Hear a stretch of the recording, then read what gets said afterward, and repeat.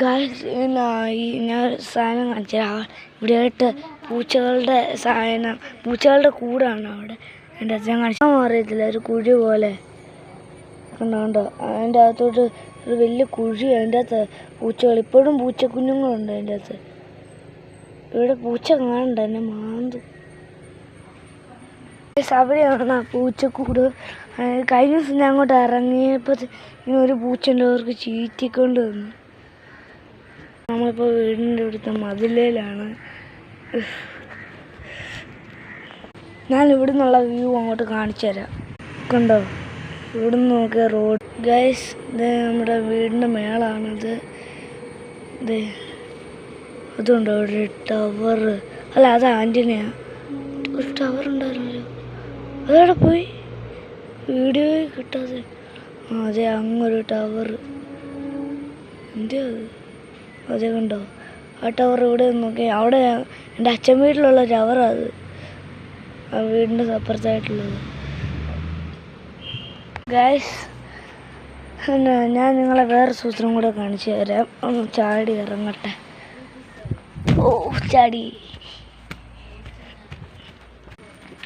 Guys, ഞാൻ ഇങ്ങോട്ട് പോവുക. ഫ്രണ്ട് കാണിച്ചു തരാം.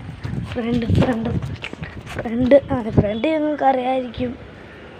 ഞാൻ നിങ്ങളെ പൂച്ച കയറി പട്ടിയൊക്കെ ഓടിക്കുമ്പോൾ ഞാൻ ഓടിക്കുമ്പോഴും അതിൻ്റെ ഒളിക്കുന്ന സ്ഥലം കാണിച്ചു തരാം. കണ്ടോ, അതിൻ്റെ അടിയിലോട്ട് ശകലം വിടവുണ്ട്, അതിൻ്റെ അകത്തോട്ട് കയറി ഒളിക്കും. എന്നിട്ട് ഞാൻ പോയെന്ന് ഉറപ്പ് വരുത്തിയിട്ട് അത് ഇറങ്ങത്തുള്ളൂ. കുറേ നേരം അങ്ങനെ തന്നെ ഇരിക്കും.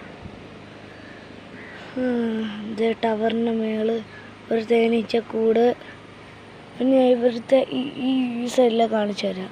ഗൈസ്, നമ്മൾ ഈ മതിലിൻ്റെ അപ്പുറത്താണ്. ഇതവിടെ ഒരു പഴയ വീട്.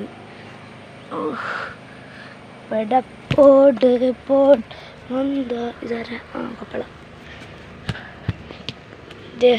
വീടിൻ്റെ അതുണ്ട് ഒരു പാന. ഗൈസ്, ഞാൻ നിങ്ങളെ ഇവിടെ നിന്നുകൊണ്ട് കാണിച്ചു തരാൻ പോവാണ്. അമ്മച്ചി, ആകാശം ഇങ്ങനെ കിടക്കുന്ന എനിക്ക് അറിയത്തില്ല. ഇന്നലത്തെ പോലെ വയലറ്റ് സ്കൈ വരുവാണെങ്കിൽ കൊള്ളായിരുന്നു, വരുമായിരുന്നെങ്കിൽ നന്നായിരിക്കും. പക്ഷെ വേറെന്തോ ഇന്ന് രാത്രി ആയപ്പോഴത്തേക്കിനും മിന്നലിന് വരെ വയലറ്റ് കളറാണ് രാത്രിയിൽ. മേഘം ഇങ്ങനെ കിടക്കുന്നത് അറിയത്തില്ല.